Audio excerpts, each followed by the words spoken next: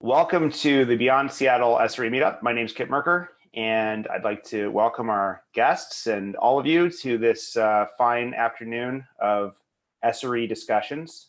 I work at a company called Noble 9. If you haven't heard of us, please check us out. The reason I'm telling you about this is if you go to our YouTube channel, you can find all of the past recordings of this meetup, and this meetup itself will be there as well. So you may be watching this right now on YouTube on the channel that I'm recommending that you follow. So that's an Inception kind of thing. We have a fun and packed agenda today, and it's August, so I appreciate everybody coming out of the sun to join us on the Zoom here. Without further ado, I want to hand off to Kevin Schmidt from UiPath, and he's going to talk about SRE inside Google versus outside Google. All right. So, hello everyone. He's already done the brief introduction. Let me give a quick version of my background. There's a few extra points on here from sort of further back, the beginning of my career, but I think the interesting bit, I did have some startup experience at a small startup here in Seattle before I went to Google, and then started out as a software developer in Google until I did their internal program called Mission Control, where I had a chance to sort of try out being an SRE for 6 months.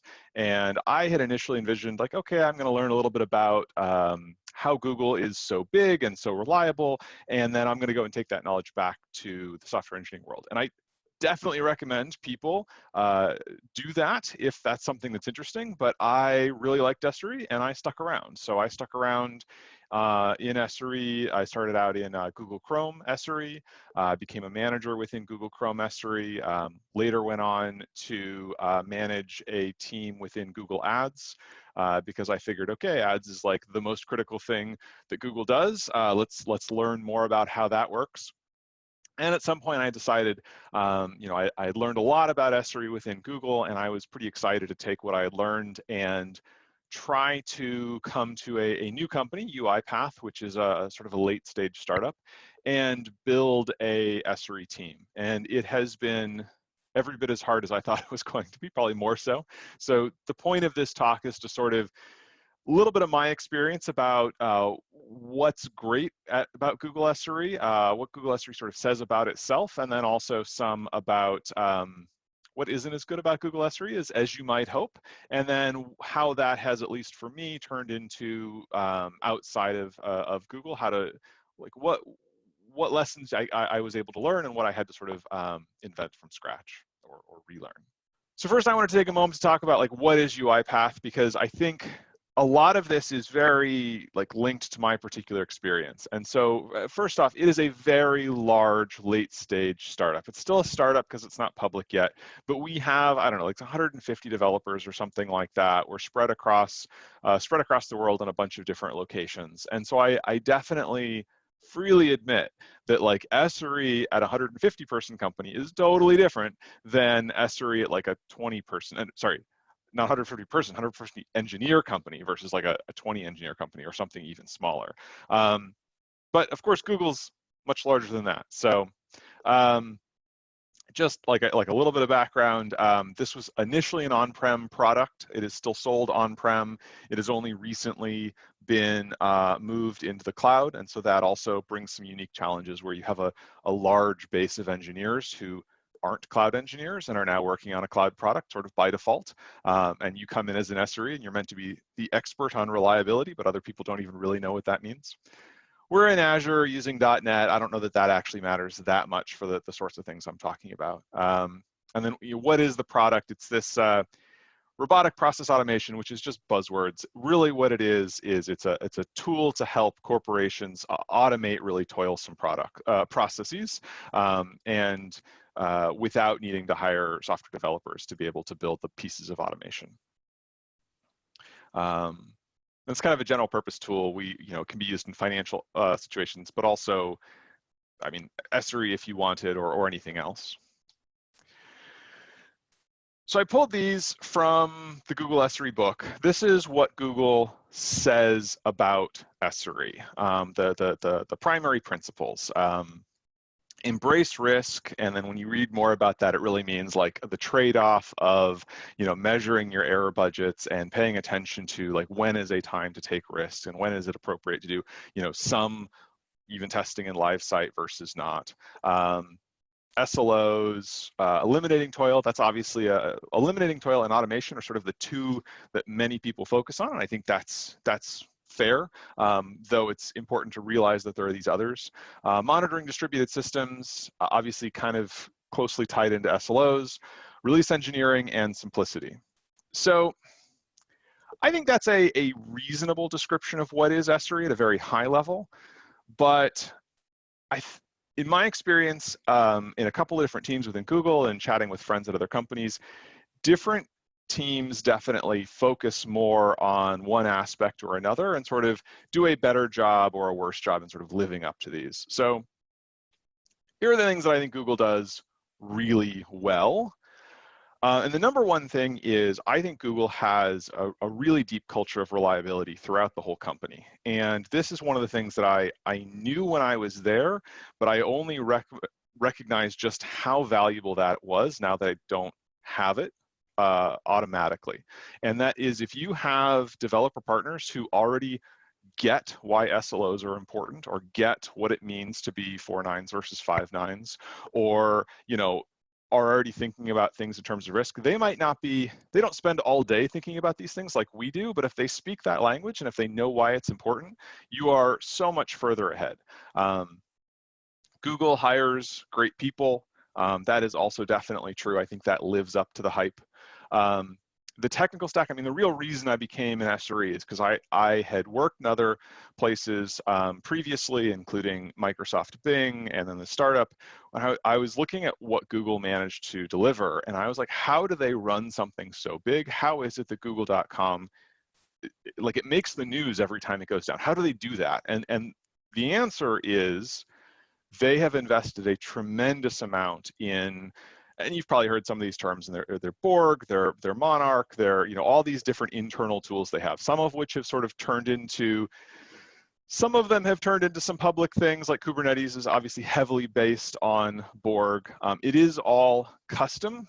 And that's actually, this page is about what's good about Google SRE, but it's also what's bad about Google SRE is that they don't use basically anything public.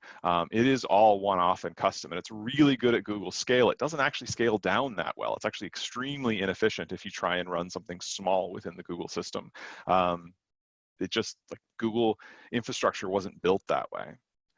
Another thing that I think was really good about Google is people genuinely help each other. There's very little competition between teams, and they accept help from other people. Like 20% projects, at least in my experience, aren't really much of a thing anymore, but you can totally, you know, if you end up overlapping with someone else or like one of these common tools, you can absolutely create a change list and ask the owning team for a code review and submit code to common tools just because you have a good idea, and that works.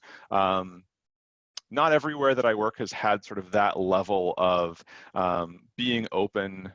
You know, there's not like the strong building a wall around what you own to be more important. I didn't see very much of that there.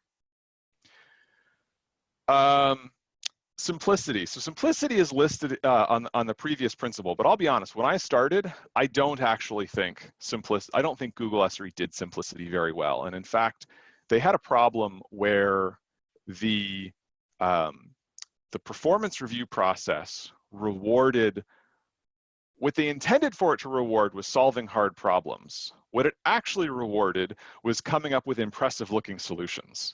And it turns out when you incentivize something, people will, and I don't think there's any malice, but people will just naturally do what's going to get them rewarded. And so people did not always come up with simple solutions to hard problems. People sometimes came up with very complex solutions to hard problems.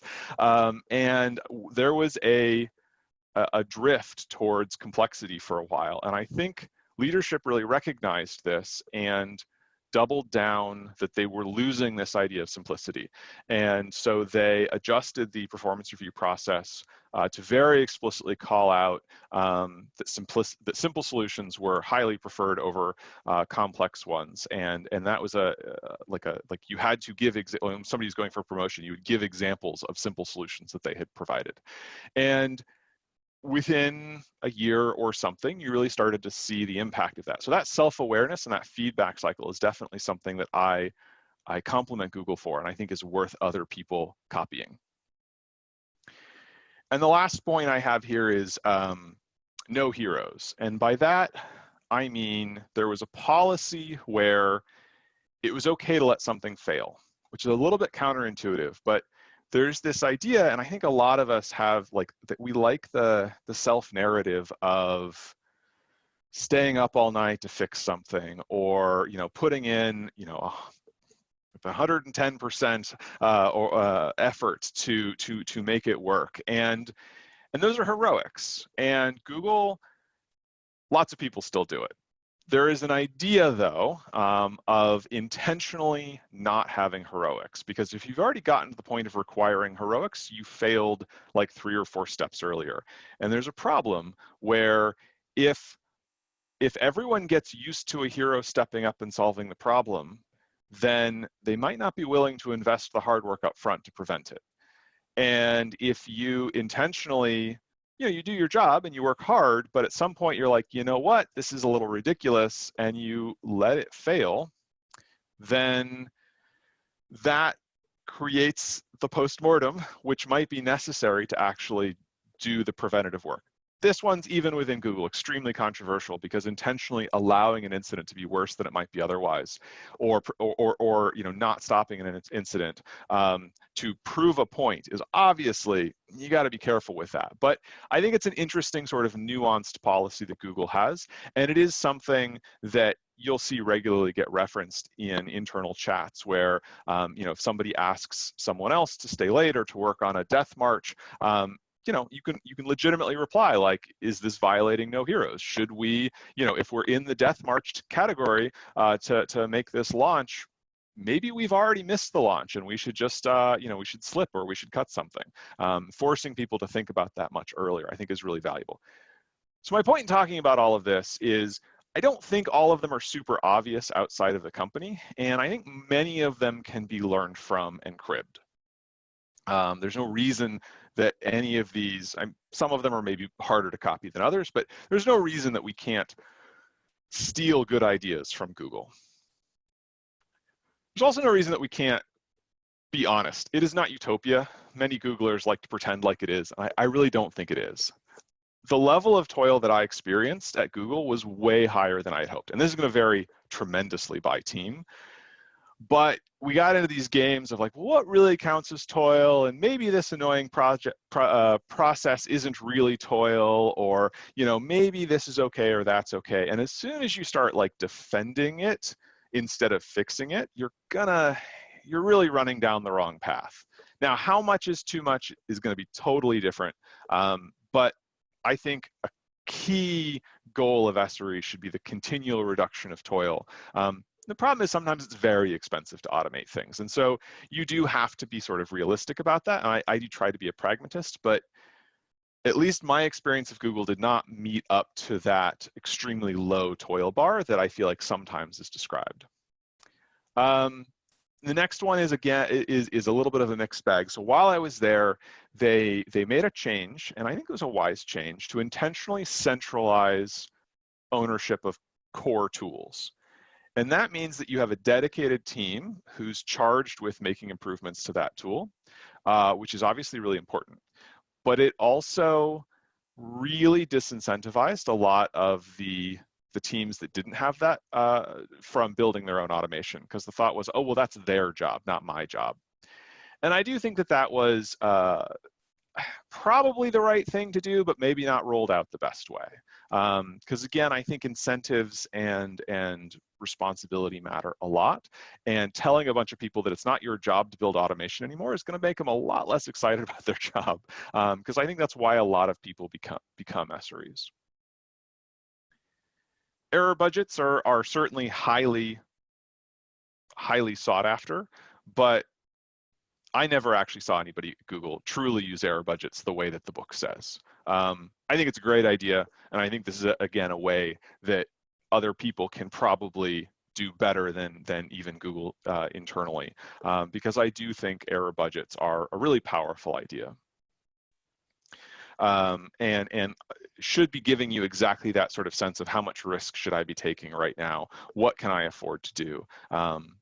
But It's not easy to measure accurately, even with Google's quality tools. It's not easy to feel comfortable testing in production. They do some of that, but they do it on a schedule, and the schedule doesn't tend to change much whether or not you've been violating your SLOs recently, and that's sort of not following their own best practices.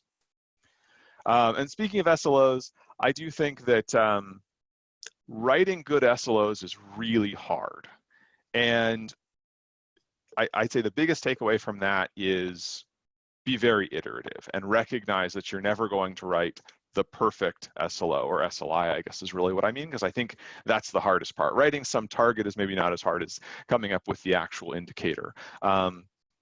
It's really hard to come up with SLIs that will incorporate everything that the users care about without becoming so cumbersome and fragile that you spend all of your time fixing them. So that was also a problem there. A really simple microservice might be able to have a really simple SLI, but more complex services with a number of different interactions with the user are going to be really hard. So, and then at least for me, eventually it felt too repetitive. I felt like sort of solving the same sorts of problems over and over again, and kind of felt like I was in a rut. I had been there quite a while though, and ultimately that is why I left. So again, stepping back, my intention in saying all of this is to sort of point out the things, Google maybe invented SRE, and they certainly wrote the book on it, and I think it's good to learn from both their strengths and their weaknesses. So I know we have Q&A later, but it's also hard for me to talk in a room with sort of no feedback from other people. So I'm going to pause and ask, does anyone want to chime in with a question or comment about any of that before I can proceed? Hey, Kevin, this is Tim. Yeah. You mentioned in this bullet here, centralized SRE teams dedicated to building tools. That at Google, that had sort of changed. How are you finding that at UiPath? Well, so I have a section later on to talk about UiPath. UiPath is too small for that. And so we do not have people with that level of dedication. But that also does mean that the people who are responsible for continuing to run the live site are the same people who are responsible for building the tools to make it better. And so that time slicing is hard. And I think that is a challenge with the it's just the trade-off, right? The way that Google did it, you have like people who are dedicated and they're responsible, and they're evaluated only on how good the tools are, and they spend all of their time making them better and better. But it means that everyone else who has good ideas now has this extra barrier to implementing or distributing those ideas. At UiPath, everyone who has a good idea is incentivized to make their own life better and then hand it off to their friends to make their coworkers' lives better. But it can be hard to find time to do that in conjunction with a really aggressive launch schedule, or especially if you start to get into operational overload where it's getting a little bit worse and a little bit worse. That's something that Google pays a lot of attention to, and it's something that I have been paying a lot of attention to at UiPath. I don't think that's happening, but I think it can easily happen if you aren't paying attention.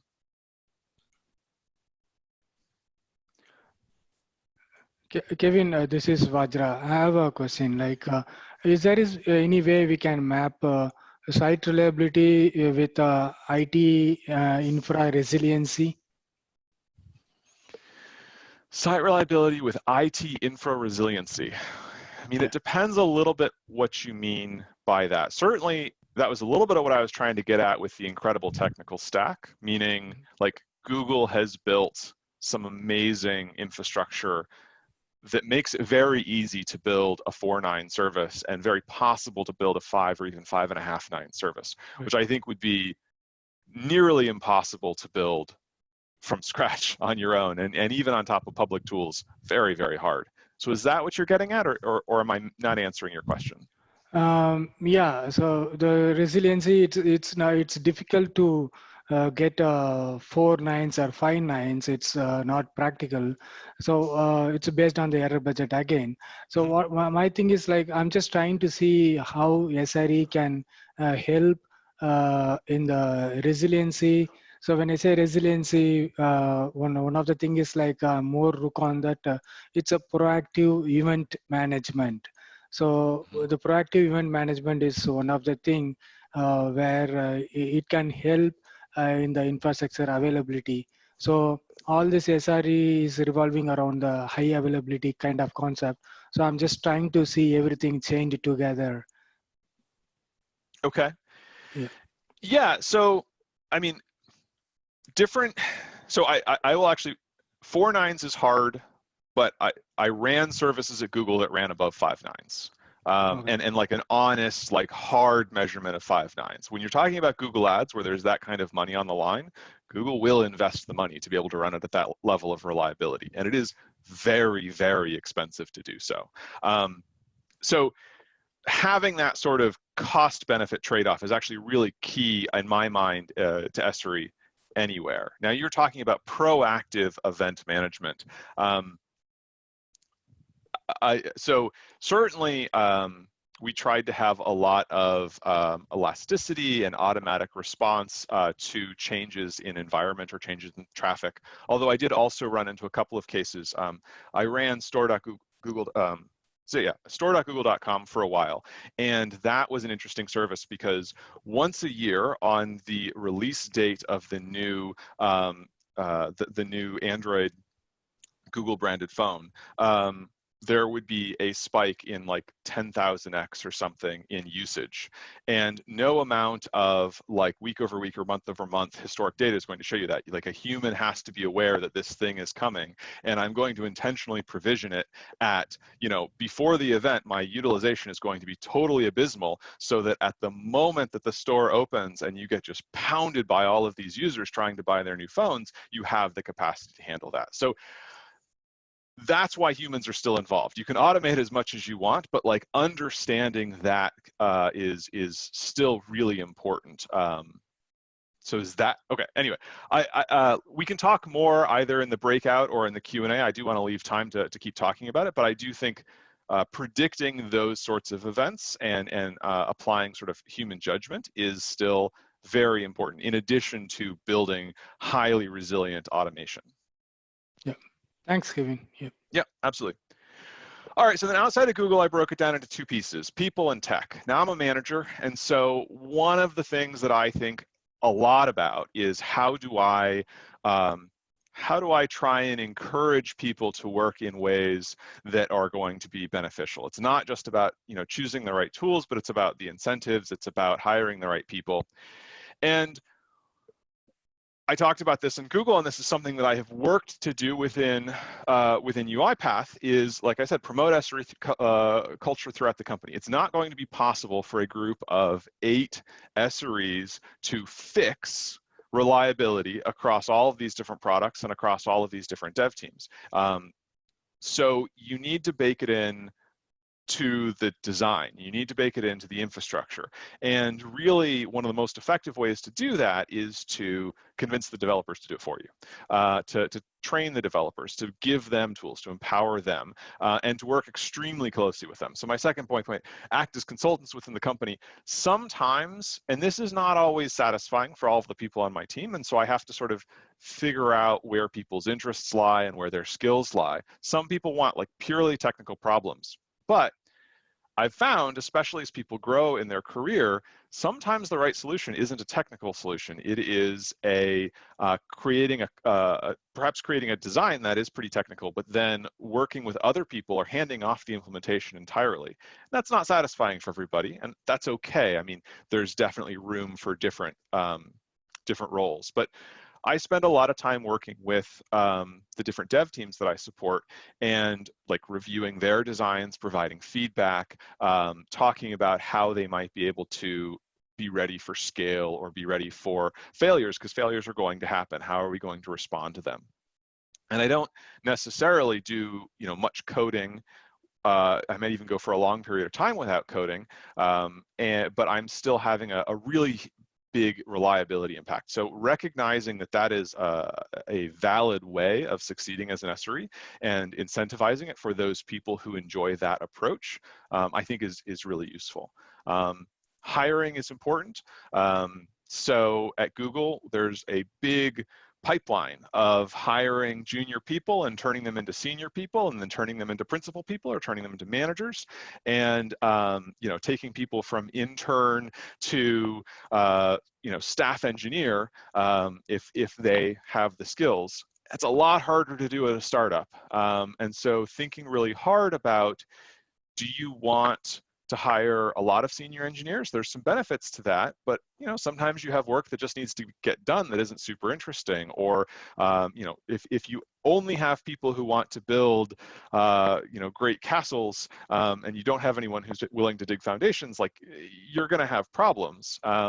Similarly, I say, you know, systems engineer versus software engineer versus site reliability engineer. Do you only want to hire people who have that SRE background? Are you willing to take on a skilled back-end software engineer, which is what I was when I started, and turn them into an SRE? I think those are all like really important questions to ask yourself. I can tell you, so far at UiPath, we have tried to focus on hiring people who have enough experience to sort of hit the ground running and have a, I mean, obviously there's a ramp up period, but like people who can work reasonably independently, people who I can assign a product to and they can work with that dev team to be able to give that sort of feedback, or to be able to help build the next version or the next tool that's going to make it better. Once you hit a certain critical mass of having a few people like that, I do think it makes sense to fill in with some more junior people, because I think there's a lot. I think you can learn a lot by teaching, and I think that you can also like, it's good to have leaders and followers. Like, the teams just tend to work better that way, and it also gives you some growth as you can promote from within when you have more of that. DevOps versus SRE is something that UiPath has not done particularly well, and so I will kind of be transparent about that. What ended up happening is, I told you that UiPath was an on-premise product and still is an on-premise product. So there was a build team. There was a team that was responsible for having all the pipelines and whatnot to build all the various on-premise versions of our product. And it made sense to simply have them continue doing that and have them do that into the cloud as well. But it does lead to this sort of interesting, we have one set of people, if we go back to the list of Google's principles of SRE, like release engineering, my team doesn't own. And that took a little bit of getting used to. And I think the reason that it's worth talking about that here is, like, anytime you come in to a new environment, you can't take your preconceived notions of like, this is the only way to SRE. I had to learn that, like, okay, like, I'm going to have to partner with release engineering, right? And actually, I've got these people who have developed quite a lot of skills around it.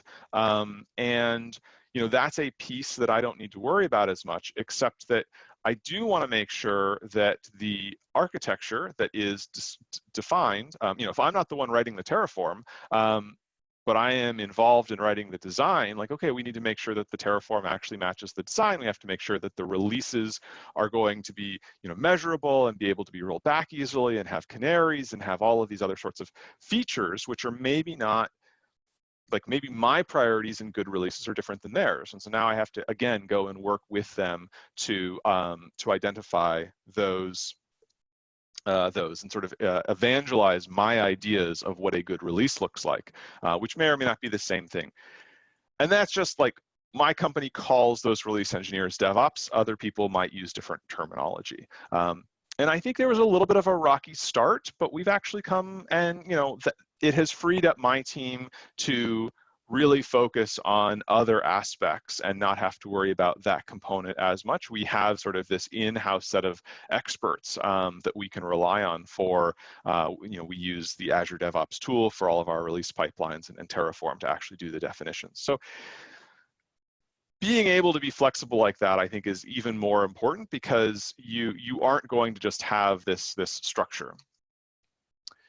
The technical side, the fewer tools you use, the better you're going to be able to use them. And by that, I mean, if you're able to, pick a single pick a single relational database and mandate its use in all of your different products. Pick a single way of pushing code and mandate it everywhere. Pick a single code repository, mandate it everywhere. Oftentimes, I find that uniformity is more important than the particular tool that you pick, right? Microsoft SQL Server and MySQL obviously have their pros and cons. I think both is worse than either one of them, because now you have to have 2 sets of alerts and 2 sets of dashboards and 2 sets of everything. That said, when you come into sort of a environment, especially an environment that didn't already have like a central team that was focused on owning the infrastructure for all the various products, that can be hard. And so it might already be too late. And so then you need to think about, are you in a position to try to say, all right, well, everything new should be built using this tool, and slowly we'll deprecate the others. Is that ever going to be possible? And if it's not, can you deal with that?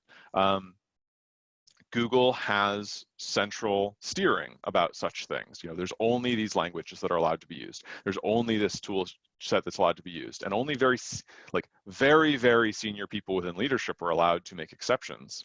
You don't get that outside of these companies like Google that have a lot of command and control. Or, you know, in my case, like, that is one of my roles, I believe, as the director of SRE, is to start advocating for such standards. Build versus buy. So, you know, if you want, there's a ton of tools out there, and it's important to remember that your team's time is a very valuable asset. And so, again, this is maybe a manager mindset, but I find one of the things that's really useful to do is create a model on how much is your time worth. And it's not just your salary, because you got to think, you know, your company is paying for taxes and benefits and facilities and all of these other things, unless you're full-time work from home. And, you know, coming up with, and like I've actually worked with finance to come up with like actually pretty accurate numbers about this is what 1 hour of engineering effort costs. And then you can make the case for like, okay, yeah, like synthetic testing, it's actually not that hard to build in-house, but like it's still going to take some hours to build our own, or should we just purchase one? And when you have that sort of very direct trade-off between the two, it makes it easier to make that decision. And you know, some companies are going to be cash poor, and in that case, like, you're going to build more things. And some companies are going to be trying to move as fast as possible with a fixed set of engineers, and like, hopefully leadership is willing to recognize that like spending a bit of money is one way to accomplish that. UiPath, I think, is more on the buy side of the build versus buy, just because of our position. But that's still an interesting problem of going and evaluating what tools exist out there and which is going to be the most important for you, and then adopting and actually, you know, seeing that realized. And it almost always still requires a fair bit of technical and engineering to be able to actually use a new tool. Okay, how are we doing on time? I think I'm supposed to be wrapping up here in a minute or two. So I will once again stop and ask if, I think I've hit sort of my most important topic points about some of what I have considered. Oh, I'll do prioritize. So even though I said we're trying to move as fast as possible, like we have such a backlog of, you know, there's still things that we're doing very manually that I desperately want to automate because it'll reduce errors, it will make it faster, but there's just only so many people to accomplish that. And so it just becomes even more important when you have such a huge backlog. When you look around and you know, like, it's very clear what the best practices are and which ones we are not currently following. And that means that you have this huge opportunity for a big impact, either to reduce toil or to increase reliability or to increase savings. I mean, there's a lot of different aspects. But you can't do all of them at once. You'll get none of them done if you try and do too many at a time. And so, you know, being extremely strict about prioritization and cutting features to get something simple out, even if you then come back and iterate and build a better version of the tool next week. It's good to have a roadmap so that you aren't like throwing away work too much. And this is all sort of obvious stuff, but the discipline to actually do it, it can be very overwhelming, or was very overwhelming when I dropped into the new role, because I was so used to having this, you know, loving environment of everything already decided and set up for me. Not everything, of course. I mean, there's still lots of work to be done at Google, but it's like you go back and you're starting over again, and everything that you took for granted, that you didn't even realize you're taking for granted, is now needing to be solved. And that has been a very exciting challenge, but it has also forced me to really reevaluate, well, what if that was a nice to have, and what if that was actually really impactful? Okay, so quickly, if there are any other follow-up questions, or Kit, do you want to just leave that for the end? If there's any quick questions, we can take them. Otherwise, we'll move the agenda forward. A quick question. Go for it. How do you organize work across your team? Yeah, I've actually tried a few different things since I started. So my team is split between Bellevue and India, which is sort of an additional challenge of having half of my team non-local and 12 and a half hour time zones away. So we have decided to go with monthly planning. We've tried faster sprints than that, but we found we weren't actually accomplishing enough per sprint, because we do have a pretty high reactive, and reactive isn't just responding to pages, but it's also like some dev forgot to tell us that we're launching next week, and all of a sudden there's all these alerts that we need to build, but it's an emergency because we've made this commitment. That's also another form of reactive. So that consumes maybe half of our time. Between the alert versus the other type of reactive. And then proactive, we do planning once a month. I try to break it down into sort of major projects, come up with owners of those projects, because I don't like a very centralized management style. I'd much rather empower people to take the time, understand the problem deeply, and come back and tell me what they think we should do, than me try and, I don't know everything. And then it's been a real challenge trying to keep the Bellevue and the Bangalore teams in sync. And so I always try and have designs written by one team or vetted by the other team, so that we have, like, as best as possible, a high level of collaboration, but also we don't block on the, on the investigation piece. You can't really collaborate with someone who's so far away if you're trying to do like a deep investigation, but you can pitch your idea and get feedback. So that's kind of how I have organized it so far. Still in flight though. I don't think I have the perfect solution, and I suspect we'll continue to experiment and improve. Okay, awesome. Thanks. And Kit, I will let you take the agenda back over again. All right, next up, Tim Johns is going to talk about Tales of an Early Startup SRE, what I wish I knew. So I want to tell you a little bit about me. I have a ton of experience at super early startups. And by super early, I mean 0 people, pre-concept, maybe 3 people. And I consider myself an extreme generalist. So I don't really know all that much about, SRE deeply, but I have a whole broad level of experience from all these tiny little startups that I think is really interesting there. So I count 7 real ones, and then a couple of ones that sort of never got off the ground there. And one of the things that all of those tiny little startups gave me are some battle scars. So I'm going to share with you today how I got a few of those battle scars, and if I had applied a few of the more modern or rigorous SRE principles, how I might not have such deep scars. Here's the sort of timeline, and I'm not going to go too far back because SRE didn't exist as a discipline, DevOps didn't exist as a discipline, the web didn't exist. It was all mobile and embedded stuff that I was working in there. And then I'm also not going to talk about too terribly many of the very recent ones, just because I don't want to step on too many toes and get myself in trouble there. So we're going to focus mainly on the middle part of this, where I sort of transitioned from the, mobile dev, where I was actually writing code that ran on phones, to dealing with sort of the whole broad service of where the phones interacted with the backend systems and everything. Now, the other thing I want to talk about on this slide is I've been more or less on call since that 2013 bullet right there. And I had been on call off and on a little bit before that. And going to the no heroics thing that Kevin meant, I'm not continuously on call. Like, I took vacations and such, and I'm not the only tier 1 person on call in these scenarios. But just by virtue of the size of these organizations that I've been a part of, I've had to be tier 1 or tier 2 on call pretty much continuously since 2013. And also going back to the no heroics thing, I want to be clear here, throughout this time, I have worked very hard to make sure that I am dispensable, and I don't mean indispensable, I mean dispensable at all of these little startups. The last thing you want is to be the only person that can do anything at one of these companies. And as a tiny little startup, you pretty much always start out that way, whether you like it or not. So 2 big takeaways for this presentation. First of all, most of this experience comes to me accidentally until right about now, because I am reading the books and I have joined this meetup. I love this meetup, and I would encourage everyone to come back, spread the word, and share it, because I've only been here twice and I've already learned a lot of lessons that could have been applied, and I'll talk about those here in a bit. And then also what I want to say here is trust yourself. If you have extensively studied the books, if you have been trained in SRE and you hear me use a word in a way that doesn't sound right, 99% chance you are correct in the meaning of that jargon, and I have adopted it sort of incorrectly.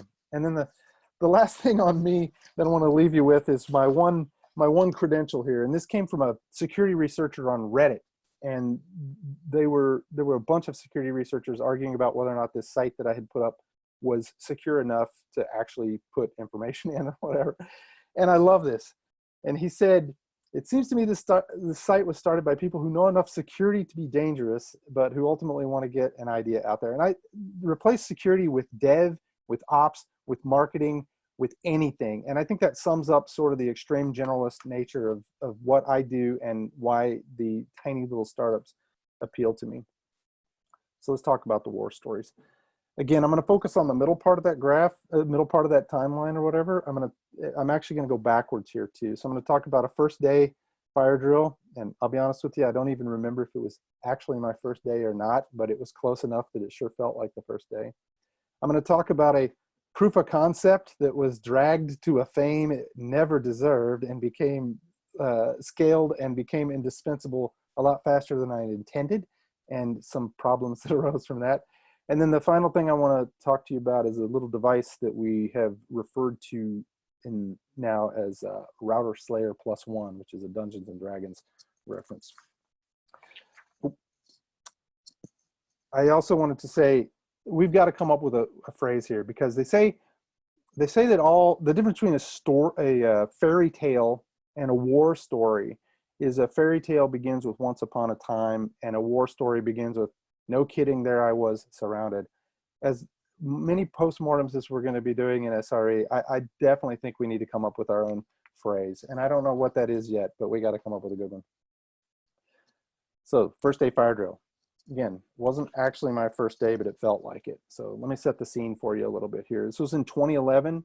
I had just come to Dashwire, and this wasn't an early stage startup. It had actually already been acquired, and I, perhaps arrogantly, felt like my role was going to be to help, since I'd been through a number of mergers and acquisitions before, to help this team transition through the sort of merger and acquisition post trauma that occurs. And I'm gonna lay it out like that, because that's the way it goes. No matter how well you intend an acquisition to go, there will be some trauma associated with it, not just in SRE, but across the board.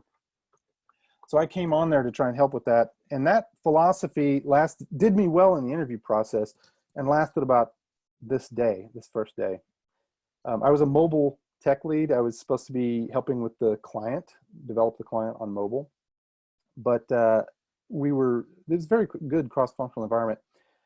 It was, again, very near my first day. We had the team, including the back-end developer, including the other mobile developer, including the ops person, and that's what we refer to them as there, all sitting around this conference room table, integrating and getting things running. Now, unbeknownst to us, the CEO is also offsite giving a demo. Now, I don't remember if he was giving a demo to one of our 2 big customers, and we sold to carriers, so they were very, very big customers, or if he was giving a demo back to the mothership at HTC. But it was definitely a big deal, and no one really knew about it until a phone call comes in for the ops team. The ops team's name was Brian. It was one person, and chaos ensued. There is panic. There is people yelling at each other.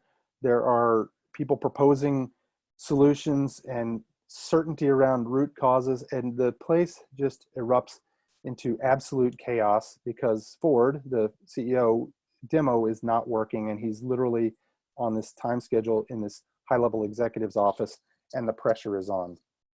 The only thing we didn't have was an actual fire, but I'm sitting next to the other mobile developer who happens to be one of the early founders.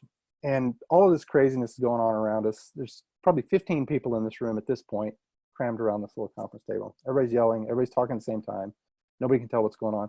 And Hayes, this developer, turns to me and he goes, "So, look like amateur hour around here, huh?" And he grins at me. And that's very, very important. And doesn't sound like that's part of SRE, but that's the big takeaway here.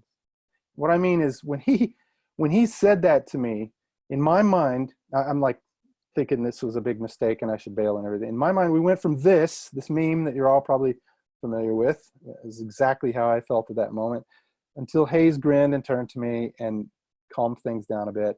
And then I felt a lot more like this guy. And that sort of saved my tenure there at the company. I would not have lasted there probably more than that day if I had to deal with a lot of that, and if I didn't have any indication that there was going to be some sort of acceptance of the reality of things. So the takeaways, what I wish I knew. So in terms of SRE, has to work while the CEO is demoing, in my opinion. Perfectly acceptable SLO.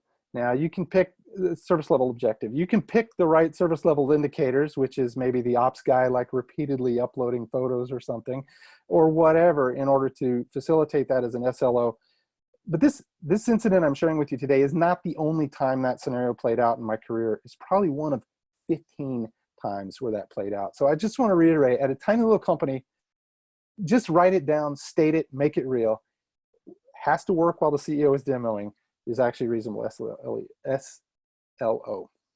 The other takeaway from this is just because it worked, meaning Ford saw it work like 100 times, right? Like he's been demoing this to other executives and they'd already sold the company, right? Somebody saw it work and they had two big giant carriers as customers. Somebody had seen it work. Just because it worked doesn't mean it works. And I really think that's where the discipline of SRE starts to come in to like tease the difference of that apart.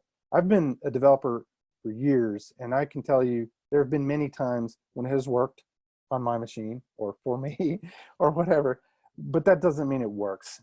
Until it's in production and has some mileage on it and has the appropriate monitoring and alerting set up around it, what you can say is it worked. You can't say it works. And then the other takeaway here is that one employee with all the knowledge in their head screaming at another employee is no substitute whatsoever for like a written run book or some articles in the wiki that might talk about how you can debug things when they actually happen. And then the final and biggest takeaway, again, nothing to do with SRE, more about leadership, is something from Colin Powell's 13 Rules, and that is remain calm, be kind. There's not a lot to be gained from panic, and there is a lot to lose. So that's that incident. War story number one. So war story number two here is my indispensable proof of concept, and it's not even on my timeline because I never turned it into a company. It was just something I did because I needed it, and it was there's definite demand for it, but I could never figure out how to monetize it. And the idea is that I was a search and rescue volunteer, and search and rescue is kind of like, a lot of people don't know about search and rescue, but it's a lot like being like a volunteer firefighter, or you're part of the EMS system, but you're not going out, you're not working in a fire station and going out all the time. And in fact, there are like usually a core group of people that respond all the time, and then there was the rest of us that show up maybe once a month. And oops, sorry, I skipped a slide here. Anyway, search and rescue in the state of Washington is actually the responsibility of the county sheriff. And then they usually, particularly in like Snohomish County, where I live, King County, Pierce County here in Western Washington, where there is a large population and a large amount of outdoor recreation, there are large organizations, and I mean several hundred volunteers in each of those counties, of trained fairly highly trained in certain circumstances, volunteers in volunteer organizations. And guess what? In 2010, we all carried pagers. Now, we all had cell phones too, and I'm actually talking about literal like pagers, the little pager thingies that you used to carry on your belt. Now, I know paging and getting paged and pager duty are all sort of the part of the SRE lexicon, but I don't know anybody that actually still carries a pager. There may be some, but I don't know anybody. Everyone uses their cell phone. Well, in 2010, we wanted that too. So and the problem was these casual volunteers that wanted to come and like dedicate their time and provide it for the benefit of rescuing outdoor people 100 times a year or so.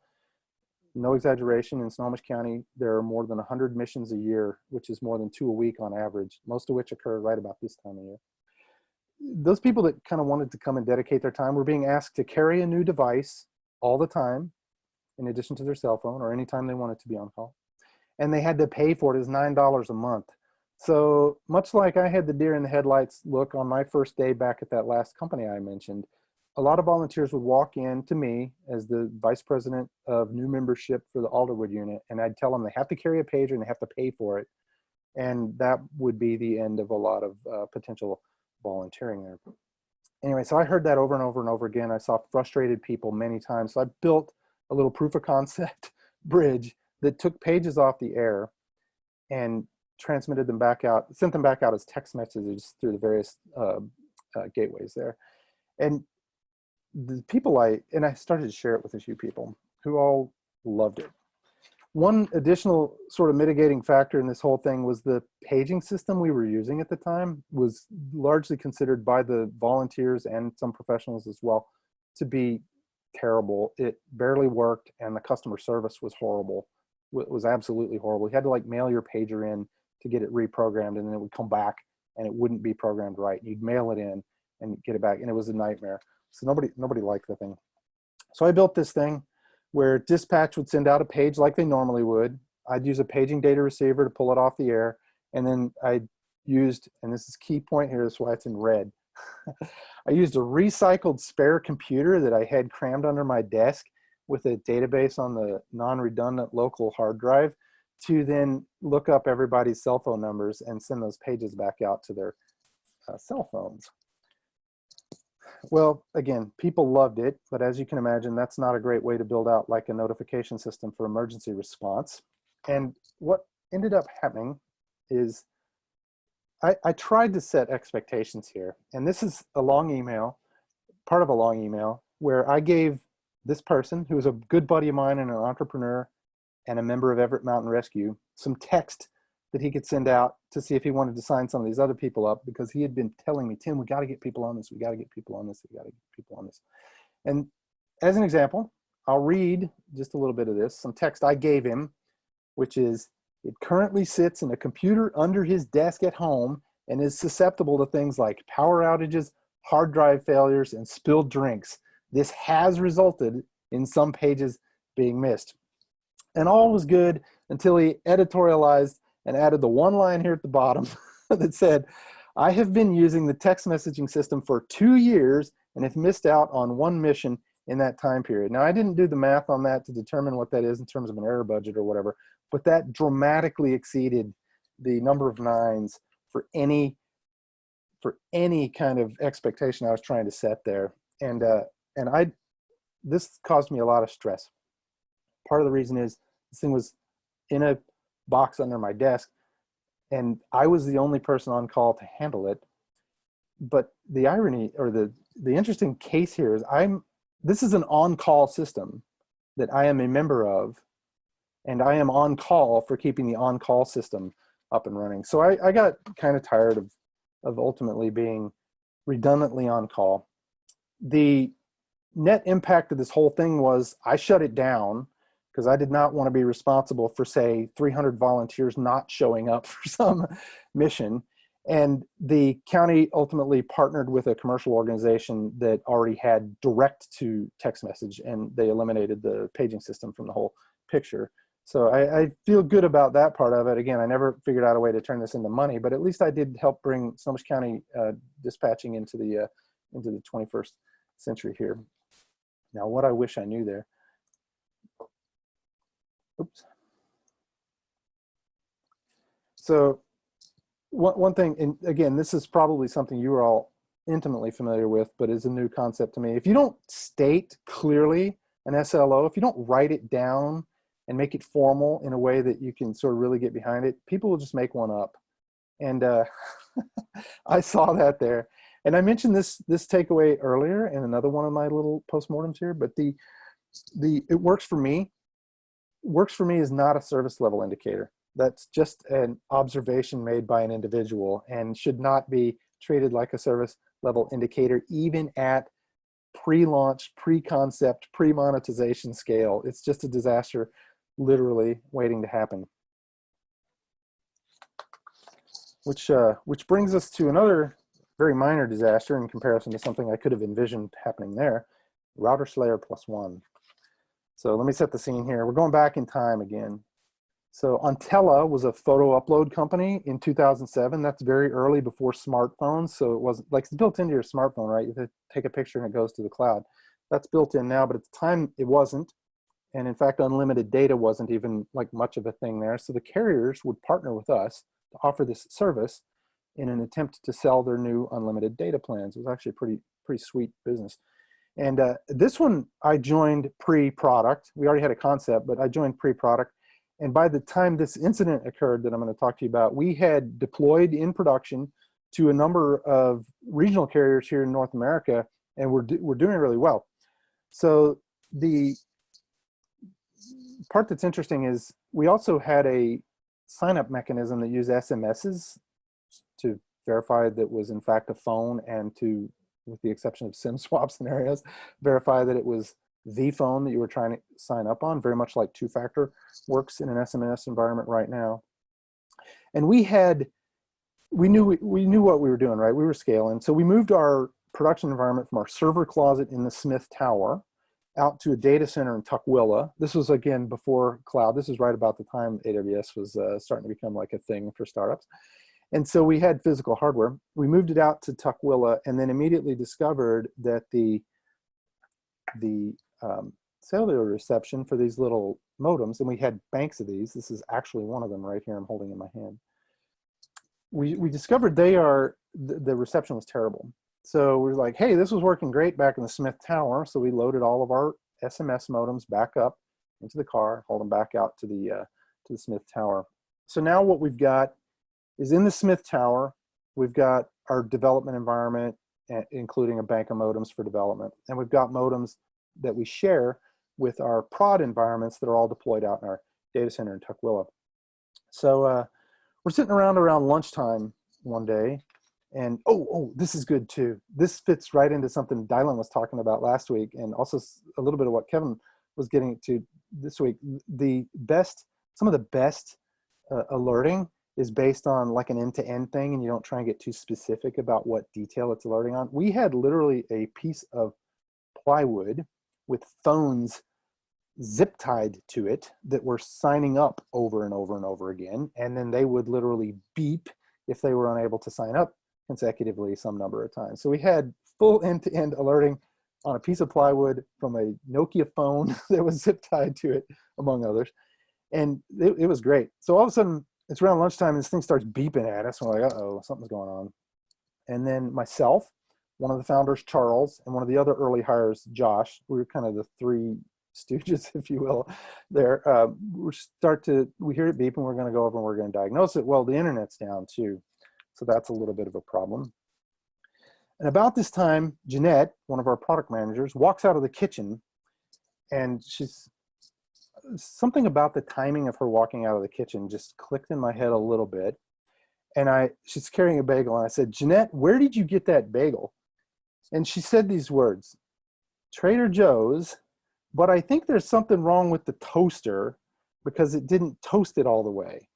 And Josh, Charles, and I immediately click, everything clicks. We look at each other and we're like, aha, and we take off and make a beeline for the server closet. Now, I have no idea to this day what Jeanette thought she had just conveyed to us, because I don't think she even knew the alerts were going off. But it turns out this was our configuration. So here in the kitchen, we have router slayer +1, the toaster that Jeanette was using, plugged into a wall socket, which is, as it turns out, across the wall from inside our server closet, where someone had also plugged in an internet gateway, our only internet gateway for the whole second floor of the Smith Tower. And when Jeanette had toasted her bagel, it had blown the circuit breaker and our internet went down. Now, the interesting part is if you open up the server closet door where we've got these beautiful 19-inch racks, we've got redundant UPS power supplies, we've got everything set up with, you know, fail-safe this, fail-safe that. We thought we had everything dialed in. And then you've got a $99 Comcast cable modem duct taped to the wall and plugged into a regular old wall socket. So, pardon me while I click here. So what I wish I knew there, first of all, and this is an obvious one, don't have to drill down much. Don't share circuits between the kitchen and the server closet. That's just a recipe for disaster. Now, the Smith Tower was built in like 1940 or something like that, so I can't blame them for not separating that out electrically. The other thing is we had all that beautiful equipment in there, but redundant power supplies only work if you actually plug stuff into them. And then another sort of technical takeaway is that your internet should also be redundant. A deeper takeaway here, though, is that your SLOs grow insidiously as your organization does. So when we started out that company pre-product, no big deal that we had the cable modem plugged into the wall. No big deal that we had all this running in our server closet. But as we grew and moved all this stuff out to the production environment in our data center, we had prioritized, and that's an important word here that Kevin mentioned several times in his talk as well. We had prioritized moving over from these silly little gray boxes, SNS modems, to an actual API. We ultimately moved to open market, but we were still sending SMSs using these little cable modems here. And we had just not prioritized doing anything about it, despite the fact that we knew exactly what we needed to do, and we'd already had a problem that we had experienced and put some effort into solving, which was the reception there. And then this is kind of just for humor value. You can troubleshoot outages using the quality of a toasted bagel. I think that's my favorite, not piece of advice. So that's the three I've got today.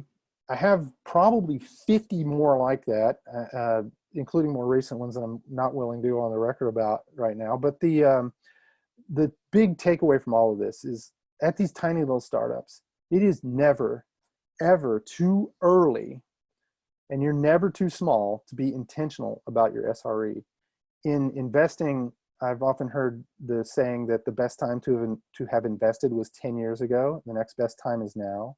And the analogy is the best time to plant an oak tree was 10 years, and the next best time is right now. And I think that's true in applying SRE principles to tiny little companies as well. So I'll be around for the Q&A. I'm also available at the following coordinates, which are kind of hard to copy and paste here, but I think you can probably find me there. And I'm looking forward to actually talking more about these. I would love to have a meetup segment, Kit, that is just someone giving a post-mortem every time. I would love that. I can't volunteer to do them all, but I would love to hear everyone else's Router Slayer +1 stories. All right, thank you, Tim. We have started a new series called our SRE Coffee Hour, which we started 2 weeks ago. It was a lot of fun. It is just basically one big breakout room. There are no speakers. There are no real agenda. We just hang out and chat, and it was a blast. And then our next official, full format meetup will be right after Labor Day, and we're calling it Back to School. So that's it for our sort of official agenda. And I'm going to just open up discussion. And by the way, if anybody wants to leave, you can also leave. But we're going to kind of moderate a little Q&A discussion with Tim and Kevin. Sort of half question, half like, have you considered? So I loved your stories about sort of the ways that you learned these different things. That was really great. Have you considered intentionally running a service worse than what it could, just so that you match your published SLO? And the reason I say that is I've had problems where like you can write left and right, oh, it's only best effort, but if you don't break it occasionally, people stop believing you.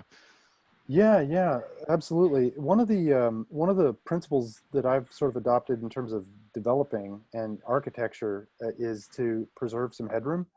And so in all of these little startups, we will usually run our service at like the minimum that we can get away with. And by way of specific examples, so like we have a Kubernetes cluster and we'll run with like the smallest instance sizes we can, or if we use MongoDB Atlas for our database, we'll use the smallest instances we can. And the idea is that if we do miss something or have an outage at 3 o'clock in the morning when you're not inclined to be able to diagnose and fix things effectively, the preserving that headroom allows us to sort of scale up vertically and sometimes horizontally.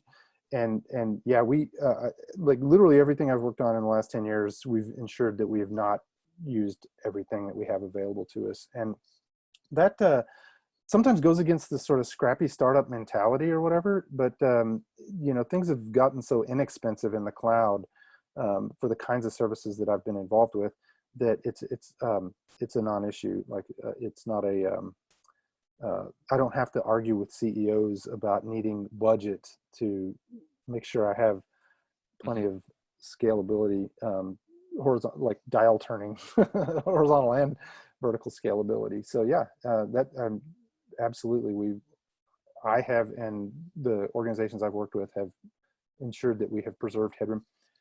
I should mention that's also true not just in the like the hardware case or whatever, but even like in some code, we'll make sure that we're intentionally implementing inefficient but very simple algorithms, sometimes even with the emphasis on the inefficiency, which again, like messes with engineers' heads sometimes, but it's absolutely a technique that we use to make sure we've got preserve some ability to like fix things quickly if we run into a problem. Yeah, so that's definitely, I think that makes a lot of sense. I kind of meant something different, which is when I've tried to run services in the past and I tell people like your pager forwarder, like this is only best effort, don't count on it. And I notice that people are starting to count on it. I'll just turn it off. I mean, I might even announce in advance, but you know, like, you know what, like this was only meant to be best effort. I'm going to turn it off for 1 hour per week. You don't know which hour. And that forces you to not depend on it or something like that, right?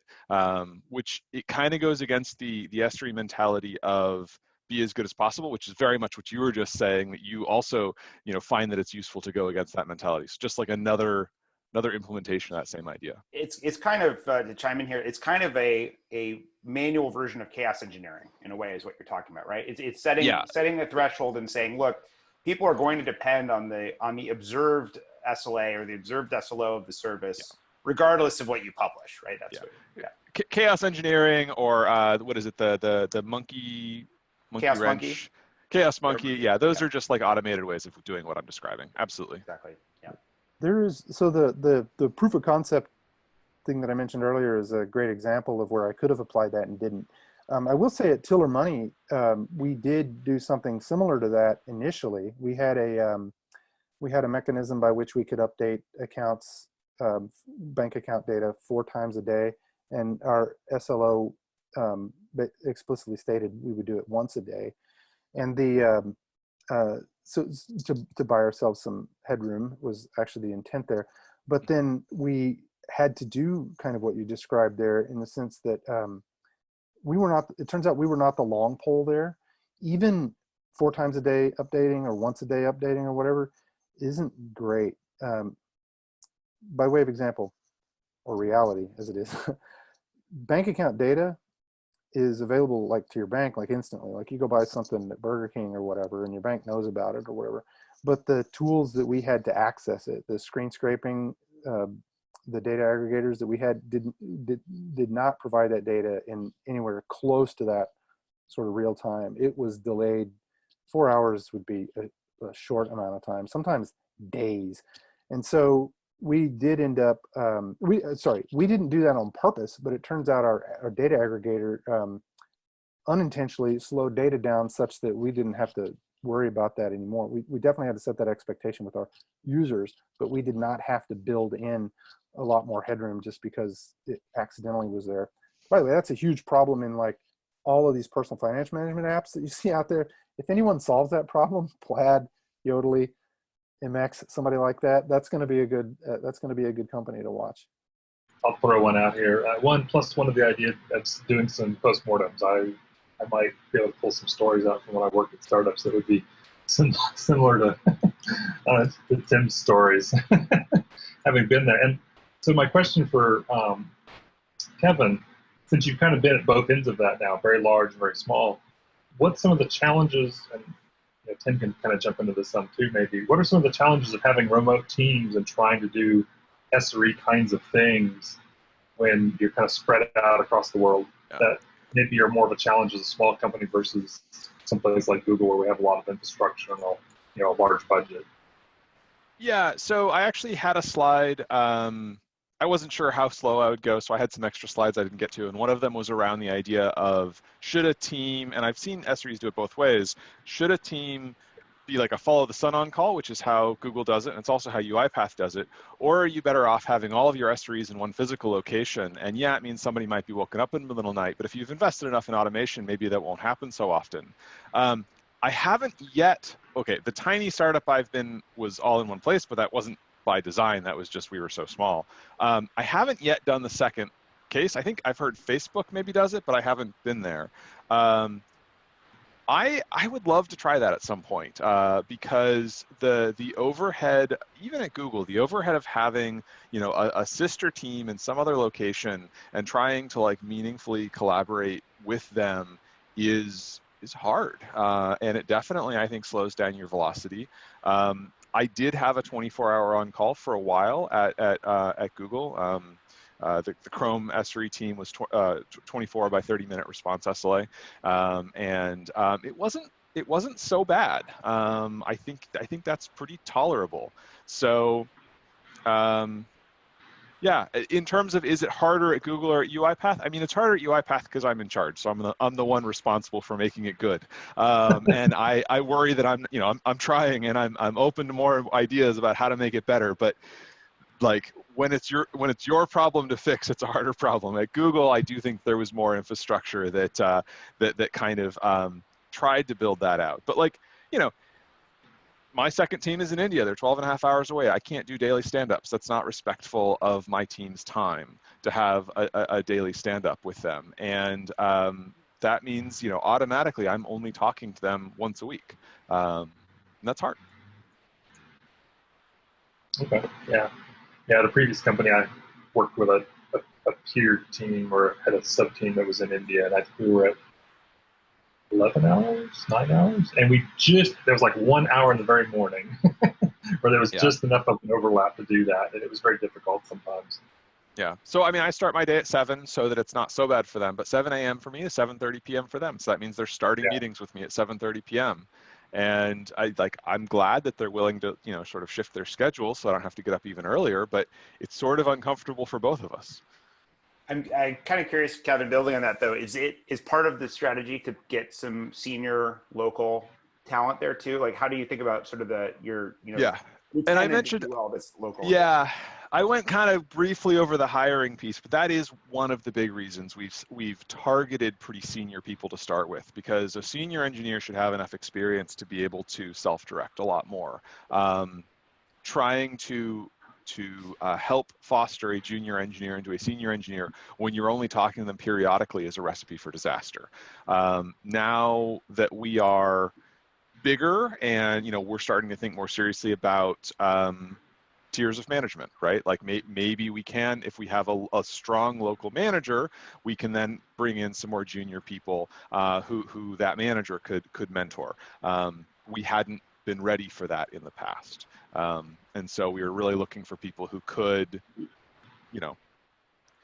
not have to wait till the next day to get guidance from me, be able to feel confident enough in their own judgment to make a good enough decision and move forward. Somebody at the beginning of the career, it's not a reasonable expectation. So one of the things I've found that both being on call since 2013, 24 hours, and also being fully remote since 2013 as well, is it is a forcing function that I think helps. Those two things together are a forcing function that I think helps the SRE function as the organization grows, because it means I have to write everything down. I can't just keep it in my head. And in terms of like things being repeatable run books or whatever are kind of table stakes for both of those scenarios, and also for SREs, it turns out, I'm learning. Absolutely, absolutely. Yeah, actually the on-call side is probably easier because I feel like everyone has that experience, and so they're already used to those muscles. I would actually say the distributed project work, even though like developers do it all the time, it's a real challenge, right? It's a real challenge to keep sort of the design and the ideas in sync between the two different sides and not have one of the sub-teams run away without the other. And then later, you know, when you're ready to ship, they're like, wait a minute, you're doing what? Why? Like, I have opinions. Why wasn't I informed? And you know, it sucks. It doesn't feel like you're a member of the team if, you know, your teammate's gone and done something that you're really knowledgeable about and they didn't even bother asking you. But like, if they don't talk enough to each other, they might not have known that they should have. So it's a real challenge. I would just double down on that in my own experience. I'd say like when I wear all these different hats, but when I put the manager hat on, I'd say 98% of my time is spent dealing with exactly that issue that you just mentioned, Kevin, is someone made a decision and someone didn't talk to someone else. Yeah. That's And literally 98% of my it's that trade-off, because you don't want to hamstring the team and say, you know, no making decisions without everyone approving, like you'll never get anywhere that way. But on the other hand, you don't want to say like, everybody's a cowboy and run off in your own direction and do whatever you want, because like you're not a team anymore. So it's hard. Yeah, there's a certain aspect of managing the team of trying to set everybody's direction so that, you know, as they work independently, they're still all kind of going in the same direction. And that's exactly what I meant when I said like senior engineers, you can trust their discretion more, right? You can get them all on board the same direction, and they can sort of recognize, is this one of those small things that I should just do, or is this a big thing that I should collaborate? And they're going to get it wrong sometimes. And then as a manager, providing the feedback to help train them on like, okay, it was just an honest mistake. I'm not upset, but so you know, maybe next time this is the sort of thing that can wait till the next team meeting, or you can be posted on the team Slack channel and give everyone a chance to comment. Or, you know, actually you posted this and you waited, it would have been fine. This is minor. Like, just go ahead. How do you treat that philosophy in, say, an incident response or whatever? Like, yeah, because incident commanders in charge. Yeah. Gotcha. So the whole one of the other talks that I offered to give was my idea of incident management, which is significantly lifted from Google, which was significantly lifted from like other sources as well, and then modified to fit like my size team and my environment. But I think it is absolutely critical that you empower the incident manager. You have one person who's in charge at any given time, and that person, even if it's not me, like that person's in charge. And we can talk later and we can second guess them in the sense of a blame-free post-mortem, meaning like, okay, now that we know, like, what can we learn from that? But like that person, even if they screwed up because the circumstances were hard and they meant well, not because it's their fault, right?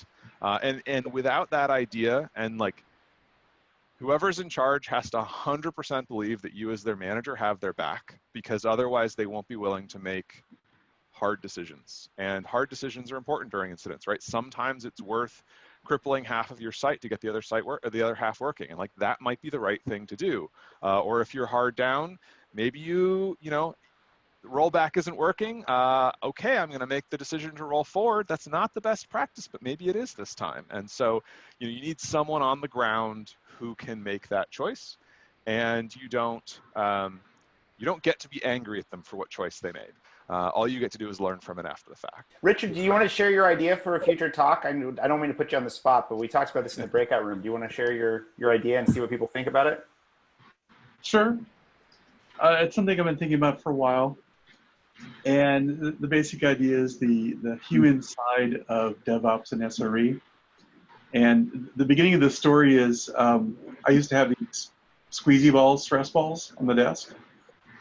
And I realized that I had ordered 4 dozen of them, and they had all been destroyed. And I realized our ops team was under a significant amount of stress. So basically what I was kind of trying to come up with is a presentation that talks about kind of the human side, try to explain the stress of pushing a button that's going to change something in production. And the joy of being woken up at 7 o'clock on a Sunday morning to go fix something that the CEO of the company is waiting for, just fun stuff like that. Burnout, traits of people who successfully manage to deal with this craziness.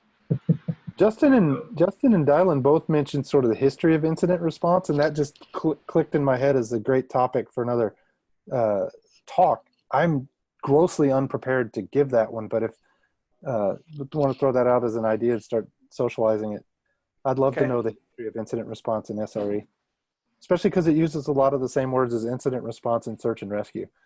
I want to make my understanding is Google's incident response is stolen entirely from search and rescue. When I took the class there, they just literally said, so this, we have lifted this from the search and rescue environment. I don't know if they got it from FEMA or somewhere else, and they've modified it to fit, the space of Google incident response. And I figured Google doesn't own any of that because they already stole it once, so I've stolen it again and modified it further to fit, a new company and a new team sizes and new escalation paths and all of that. So. Yeah. There is a national standard, and one of my favorite parts of it is it's general practice that an accountant shows up for major incidents to track all the costs. I have had, when I was at Google, I had to ask lawyers if they wanted to join an on-call rotation because there were enough circumstances where the lawyers after the fact were like, well, actually, this is sort of impactful and like blah, blah, blah, blah, blah. And I'm like, well, my team's on call 24 hours a day. If you want us to escalate to you, no problem. Here's the tool that we use to page people, and you can totally sign up, and we will absolutely page you every time, these thresholds. And then they thought about it, and then they decided they didn't actually want to pay lawyers to be on call 24 hours a day, and that the next day would be good enough. So there's no reason that it has to only be used by engineers, right? You can absolutely page whatever resource you need.